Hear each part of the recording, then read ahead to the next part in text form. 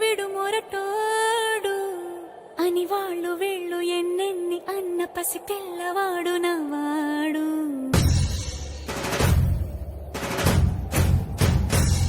విడు ముండోడు అని ఊరు వాడ అనుకున్న గాని మహారాజు నాకు నవ్వాడు.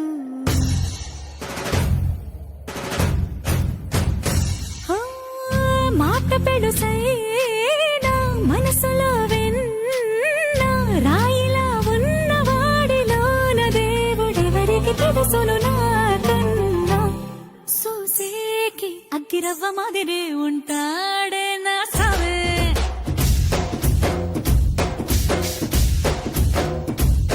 మెత్తాని పత్తి పువ్వుల మరేసంటాడే నా సావే.